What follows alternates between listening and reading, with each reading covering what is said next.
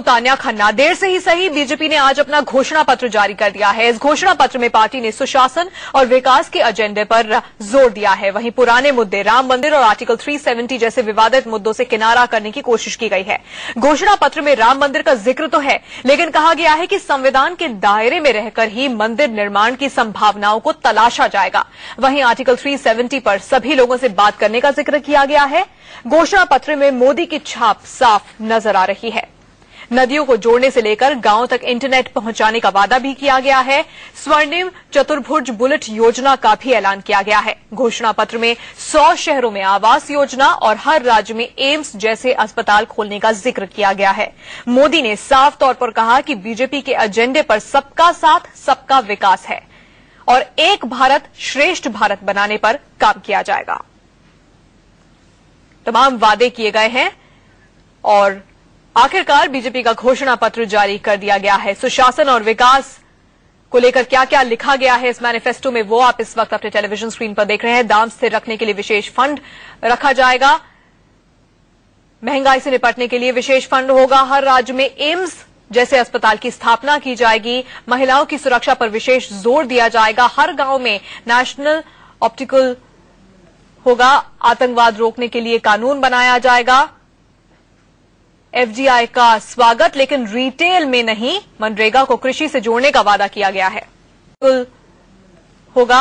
आतंकवाद रोकने के लिए कानून बनाया जाएगा। एफडीआई का स्वागत, लेकिन रिटेल में नहीं। मनरेगा को कृषि से जोड़ने का वादा किया गया है। हमारा लक्ष्य है एक भारत श्रेष्ठ भारत। हमारा रास्ता है सबका साथ, सबका विकास। इस कार्य संस्कृति को लेकर के हम आगे बढ़ रहे हैं। दो मूल बातों को लेकर के हम आगे बढ़ रहे हैं। एक गुड गवर्नेंस, दूसरा डेवलपमेंट। सुशासन एवं विकास। और जब हम विकास की बात करते हैं तो विकास सर्वसमावेशक हो, विकास सर्वस्पर्शी हो, विकास सार्वदेशिक हो, विकास सर्वप्रिय हो। उसी प्रकार से जब हम गुड गवर्नेंस की बात करते हैं तो गुड गवर्नेंस सरकार वो होनी चाहिए जो गरीब के लिए सोचे, गरीब का सुने। तो बार बार गुड गवर्नेंस और डेवलपमेंट का जिक्र किया गया, यानी कि सुशासन और विकास के मुद्दों पर बीजेपी चुनावी मैदान में उतरी हुई है। नरेंद्र मोदी ने घोषणा पत्र के जारी होने के बाद बताया कि अगर वो पीएम बनेंगे तो वो क्या क्या करने वाले हैं। मोदी ने कहा कि मैं बदले की भावना से काम नहीं करूंगा और अपने लिए कुछ नहीं करूंगा। मुझे जो दायित्व देश की जनता देगी उसको पूरा करने में, परिश्रम करने में मैं कभी भी कमी नहीं रखूंगा।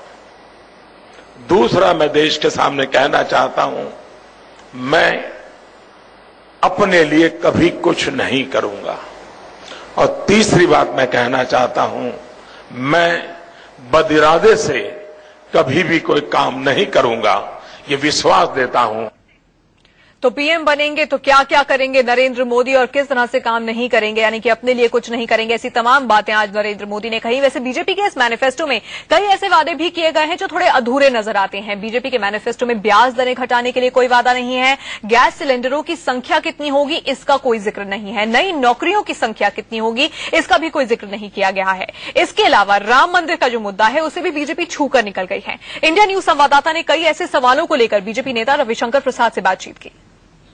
हमारे साथ रविशंकर प्रसाद जी हैं। रविशंकर प्रसाद जी, जिस तरह से जो घोषणा पत्र आया इसमें वादों का पिटारा कहा जा रहा है। हम काम करते हैं। अटल जी की सरकार ने 8.5% ग्रोथ दिया, रोजगार दिया, सड़कें बनाई, महंगाई रोका। तो आज जब भाजपा का घोषणा पत्र आया है, ये भी देश के विकास का एक बहुत बड़ा दस्तावेज है जिसको हम काम करके दिखाएंगे। हम सिर्फ वादे नहीं करते, हम इरादे भी रखते हैं उसको काम करने का। लेकिन जिस तरह से राम मंदिर का मुद्दा हो, कॉमन सिविल कोड का मुद्दा हो, आर्टिकल 370 का मुद्दा हो, आप केवल उसको छू कर निकल गए हैं। ये देखिए, हर मुद्दा चुनावी मुद्दा नहीं होता है। राम जन्मभूमि का मुद्दा आपने कभी मुझसे एमपी के इलेक्शन में, राजस्थान के इलेक्शन में तो नहीं पूछा आपने। तो हमारा खाली कहना, आप चिंता मत करिए, आप उसके लिए हम रास्ता निकालेंगे। वो हमारे आस्था के मामले हैं। ये चुनाव मूल रूप से विकास, सर्वस्पर्शी विकास, देश को सुरक्षित करना और हिंदुस्तान को दुनिया की बड़ी ताकत बनाना, इन बड़े मुद्दों पर लड़ा जा रहा है। अच्छा रविशंकर जी, इंक्लूसिव ग्रोथ की बात कर रहे हैं आप पर किस तरह से अल्पसंख्यक आप पर विश्वास करेंगे? क्योंकि एक वर्ग है, जिस तरह से अमित शाह ने जो बयान दिया उसको किस तरह देखते हैं आप? पहली बात है, अल्पसंख्यक के लिए हमें आपके सर्टिफिकेट की जरूरत नहीं है। गोवा में हमारे उप मुख्यमंत्री क्रिश्चियन हैं। विपक्ष कर रहा है, मैं नहीं कर रहा हूं। अब तो ठीक है, विपक्ष तो कहेगा ही कहेगा, आप मत कहिए। 9 हमारे एमएलए क्रिश्चियन हैं। आज आप देखिए, गुजरात में, मध्य प्रदेश में, छत्तीसगढ़ में सबके लिए चिंता हो रही है विकास की। लेकिन आप भविष्य की दिशा मोदी जी के आज के भाषण में सुनिए आपने क्या कहा। उन्होंने 3 बातें। मैं अपने लिए कुछ काम नहीं करूंगा, मैं देश के हर वर्ग के लिए काम करूंगा, और मैं कोई भी पूर्वाग्रह से और बदले के भाव से काम नहीं करूंगा। मेरे ख्याल में वो देश के लिए सबसे बड़ा आश्वासन है। लेकिन रविशंकर जी, नरेंद्र मोदी को सवाल, पत्रकारों का सवाल का जवाब देना चाहिए था, सवाल लेना चाहिए था। आज का विषय मैनिफेस्टो का था। जोशी जी ने लिया कि नहीं सारी बातें, और मोदी जी के भाषण में, अडवाणी जी के भाषण में काफी आपके संभावित प्रश्नों का उत्तर आया कि नहीं आया। अब आपसे नहीं बात कर तो कोई चुनाव प्रचार करने जाना था, जरूर बात करेंगे। बहुत बहुत मैनिफेस्टो पूरी तरह से इस पर काम करेगी बीजेपी? बिल्कुल, हमने पहले भी करके दिखाया है ना। अगर पहले वाजपेयी सरकार ने महंगाई कम किया, सड़कें बनाई, अधिक रोजगार दिया, तो आने वाली सरकार क्यों नहीं करेगी? हमारे राज्य सरकारें भी कर रही हैं। कांग्रेस कह रहा है कि केवल जो है ये झूठ का पुलिंदा है। जो पार्टी की 1 महीना 15 दिन के बाद विदाई है, अब क्यों आप मुझसे मुंह खुलवा रहे हैं? मैं उनकी पीड़ा समझता हूं, उनकी हताशा समझता हूं, क्योंकि देश की जनता कांग्रेस को आजादी के बाद सबसे बड़ी हार देने वाली है। एक आखिरी प्रश्न, जिस तरह से अमित शाह ने जो बयान दिया उसको पार्टी किस तरह से देखती है? कल मैंने टिप्पणी की थी। क्या कहा था अमित शाह ने? चुनाव के समय अगर आपको गुस्सा है तो लोकतंत्र में रास्ता क्या है? वोट दीजिए। अगर आपको विकास से गुस्सा है, सरकार की वादा खिलाफी से गुस्सा है, सरकार के पुलिस मैनेजमेंट से गुस्सा है, सरकार के अपराधीकरण से गुस्सा है, अमित शाह ने क्या कहा? पश्चिमी उत्तर प्रदेश का जिक्र किया था। 1 मिनट सुनिए। जिस तरह से मुजफ्फरनगर के राइट में वहां के मंत्रियों ने पुलिस को कार्रवाई करने से रोका, राइट रुक जाता था कि नहीं? आपको मालूम है? जिस तरह से विभेद किया, 200 से अधिक राइट हुए हैं, वहां कार्रवाई की गई। तो लोगों के मन में दुख है, पीड़ा है, वेदना है। क्या कहा हमारे अमित शाह ने? उसका निराकरण शांतिपूर्ण तरीके से वोट से करिए, यही तो कहा उन्होंने। तो रविशंकर प्रसाद जिनका साफ तौर पे कहना है कि जिस तरह से जो मैनिफेस्टो जारी किया गया है वो सुशासन और विकास का है, और इसको लेकर आम जनता जो है बीजेपी के लिए वोट करेगी। लेकिन ये देखना काफी महत्वपूर्ण होगा कि जिस तरह से घोषणा पत्र में आखिरकार बीजेपी ने जो देरी की, आखिरकार जनता उनके मैनिफेस्टो पर कितना विश्वास करती है, ये तो देखने वाली बात होगी। चलिए, बीजेपी का मैनिफेस्टो तैयार है और इस मैनिफेस्टो को बीजेपी के नेता मुरली मनोहर जोशी ने 17 लोगों की टीम के साथ मिलकर तैयार किया है। इस मैनिफेस्टो में खास बातें क्या है, पिछड़े राज्यों के लिए इसमें क्या वादे किए गए हैं और जो वादे किए गए हैं वो पूरे कैसे होंगे, इन सवालों पर इंडिया न्यूज संवाददाता शिवानी त्यागी ने मुरली मनोहर जोशी से बातचीत की। आखिरकार भारतीय जनता पार्टी के मैनिफेस्टो का इंतजार लोगों को था, वो आज बाहर आ गया है। हमारे साथ इस समय मौजूद है डॉक्टर मुरली मनोहर जोशी, जिन्होंने खासी मेहनत लगाई है इस पूरे मैनिफेस्टो को बनाने में। आइए उन्हीं से बात करते हैं। सर, एक बात बताइए, विकास की बात कर रहे हैं, आपका पूरा मैनिफेस्टो है, इसमें विकास किस तरीके से देखते हैं आने वाले समय में? क्योंकि पिछले काफी लंबे समय से कांग्रेस रही है। यूपीए 1 का हमें जो कहते हैं निशान हमें यूपीए 2 में दिखाई दिए थे। खासकर पी चिदम्बरम भी ये कह चुके हैं कि आने वाली सरकार के लिए काफी विषम परिस्थितियां हो सकती हैं। ऐसे में ये जो आपका मैनिफेस्टो है किस तरीके से कारगर है?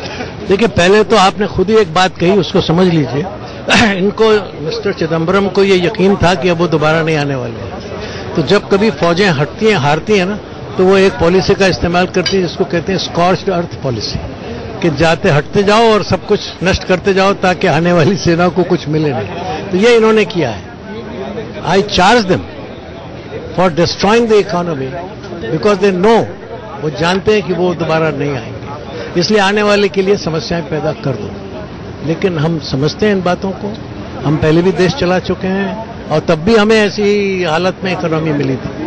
लेकिन अगर ईमानदारी के साथ, विजन के साथ और दृढ़ता के साथ काम किया जाएगा तो हम जिस रास्ते पर विकास करना चाहते हैं वो करना कठिन नहीं है, क्योंकि सरकार के अलावा देश है ना, जनता के पास साधन है प्राकृतिक साधन है देश में, लीडरशिप एक अच्छी हो, हमारी योजनाएं ठीक हों, गवर्नेंस ठीक हो, तो विकास होगा। जब से ये पूरा अभियान शुरू हुआ है, विकास की बातें कर रहे हैं जनता। आप भी ये मानते हैं, आपने भी कई बार कहा है कि जनता पीड़ित है। जनता को राहत मिलने की क्या कोई समय सीमा भारतीय जनता पार्टी इस मैनिफेस्टो के जरिए निर्धारित करेगी? देखिए, हमारा मैनिफेस्टो किसी भी पार्टी का होगा तो 5 साल के लिए होगा, तो समय सीमा की एक तो बुनियाद है ना, 5 साल है। और ये जो कुछ हमने घोषणा पत्र में लिखा है, यही सोच के लिखा है कि इसको हम 5 साल में पूरा करने की कोशिश करेंगे। सीधे बीजेपी मुख्यालय का रुख करते हैं। शिवानी त्यागी हमारे साथ जुड़ी हुई हैं। शिवानी, देर से ही सही लेकिन बीजेपी का मैनिफेस्टो सामने आ गया है। इस मैनिफेस्टो में नरेंद्र मोदी की छाप कितनी नजर आ रही है? देखिए, यहाँ पे अगर बात करें तो मैनिफेस्टो का इंतजार काफी लंबे समय से था, और छाप की अगर बात करें तान्या, तो इस पूरे मैनिफेस्टो में पूरे वादे हैं, पर वो वादे जो मुख्य मुद्दे हैं भारतीय जनता पार्टी के, खासकर के आर्टिकल 370 की बात करें, राम मंदिर का मुद्दा हुआ, इसके अलावा जो मुद्दे हैं उसको छू करके निकल गई है। तो कहीं ना कहीं हम मान सकते हैं कि आने वाले चुनावों में मोदी भी नहीं चाहते कि किसी तरीके की कॉन्ट्रोवर्सी में या किसी तरीके के विवाद में उनका ये मैनिफेस्टो फंसे, तो वो सिर्फ हर तबके को खुश करने की कोशिश करते दिखाई दिए। इस पूरे मामले में इंक्लूसिव ग्रोथ की बात हो रही है, विकास की बात हो रही है। जितनी भी रैलीज हमने भी अभी तक मोदी की देखी गई हैं, उसमें भी वो विकास और ग्रोथ मॉडल, डेफिसिट, इन सब की बात करते हैं। तो यहाँ कह सकते हैं कि मोदी का मैनिफेस्टो ज्यादा है, मोदी की छाप इस पे खासी देखने को मिल रही है। बिल्कुल, मोदी की छाप साफ नजर आ रही है बीजेपी के इस मैनिफेस्टो में। शिवानी, धन्यवाद इस तमाम जानकारी के लिए। और इस मैनिफेस्टो पर क्या सियासी प्रतिक्रियाएं अब तक सामने आई हैं, वो भी सुन लीजिए। मुझे तो मालूम था कि इन लोगों में राम के प्रति निष्ठा नहीं है, केवल राम के नाम का, धर्म का इन्होंने प्रचार किया और उसका राजनीतिक उपयोग किया। 2004 में इन्होंने कहा था विशाल मंदिर बनाया जाएगा, उसके बाद से इन्होंने मंदिर की बात करना छोड़ दिया। और मुझे इस बात की प्रसन्नता है कि अब भारतीय जनता पार्टी भी मदरसों में मदद करने की बात कर रही है। ये एक देश के लिए शुभ संकेत है। अटल बिहारी वाजपेयी युग की समाप्ति का दिन है। अब से 16 साल पहले उन्होंने राष्ट्र से वायदा किया था कि जो विवादास्पद मुद्दे हैं, राम जन्मभूमि बाबरी मस्जिद विवाद, धारा 370, यूनिफॉर्म सिविल कोड, वो हमारे एजेंडे से बाहर रहेंगे। आज भारतीय जनता पार्टी ने उन सवालों को दोबारा अपने चुनाव घोषणा पत्र में जोड़ करके अटल लीग को अलविदा कह दिया है।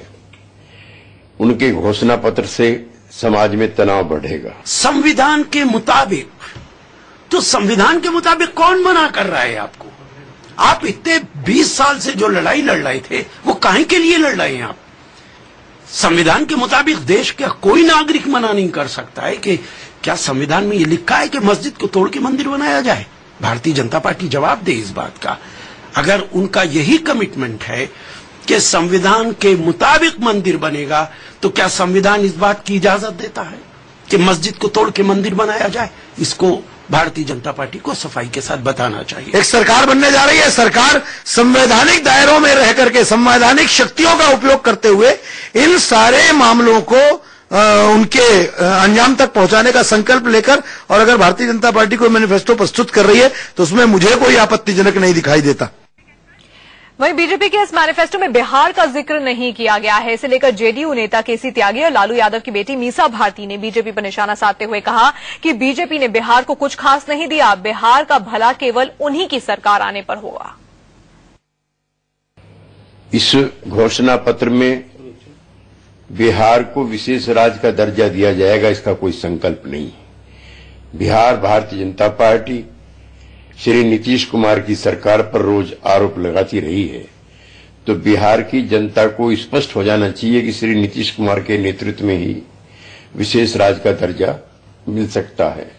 देखिए, यही मैं कहना चाह रही हूँ कि वो लोग सपने दिखाते हैं, सिर्फ स्टेज से भाषण करते हैं, और जब करने की बात आती है तो वो मंदिर तक ही अटक के रह जाता है। तो आप भी इसीलिए घोषणा पत्र में वो लोग डिसाइड नहीं कर पा रहे। और मुझे खुशी भी होगी कि और ये किसी दल की ताकत नहीं है, ये सिर्फ यूपीए की सरकार बनेगी तभी विशेष राज्य का दर्जा बिहार को मिलेगा।